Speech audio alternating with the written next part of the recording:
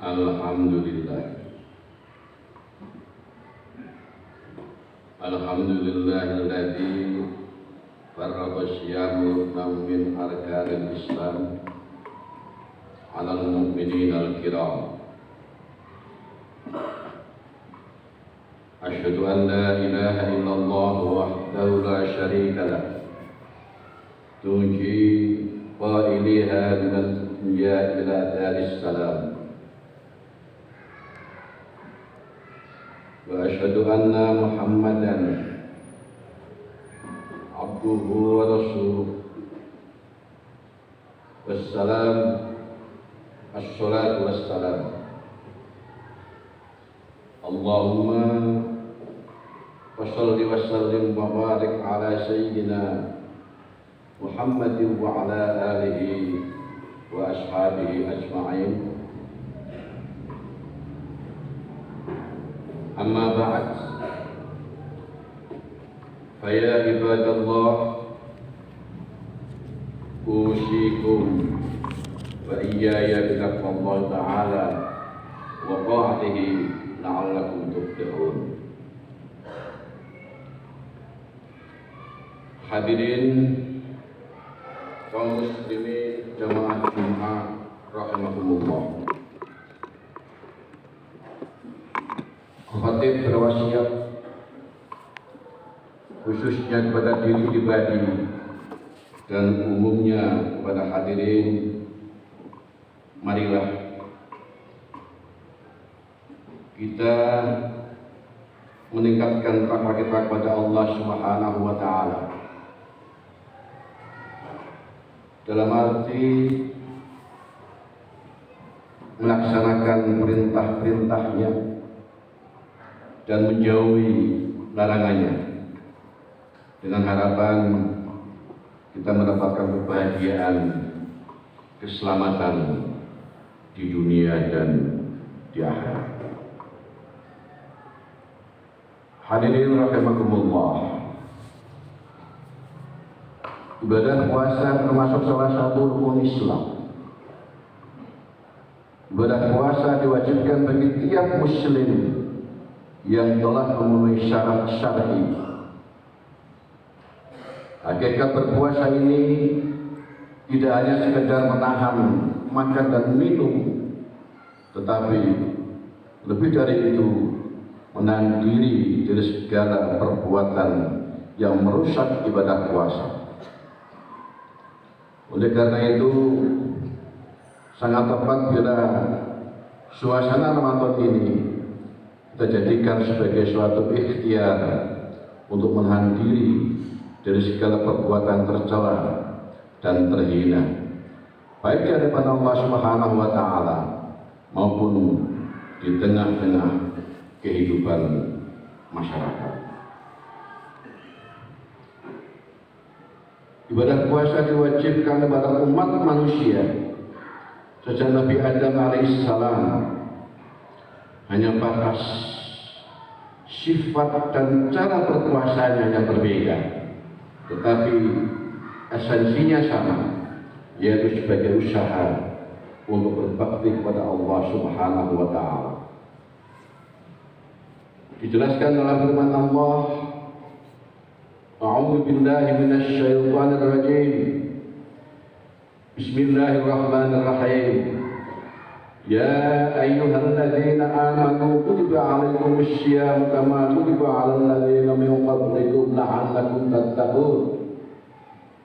Wahai orang-orang yang beriman, telah diwajibkan puasa atas kamu sebagaimana telah diwajibkan atas umat-umat sebelum kamu, agar kamu tetap memperoleh takwa.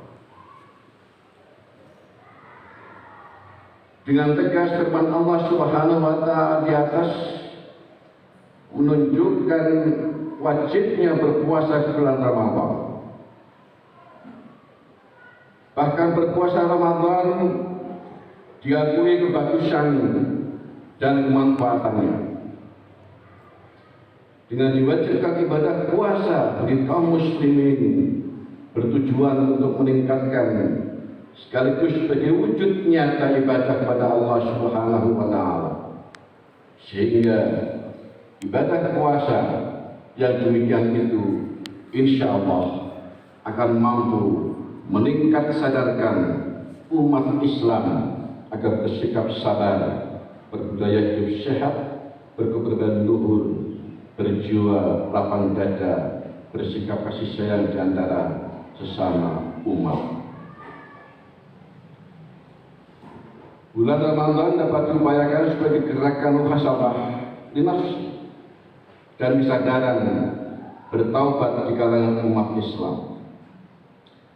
Sebab ikhtiar sebagai bukti keberanian untuk membuka diri secara sadar. Dalam hal ini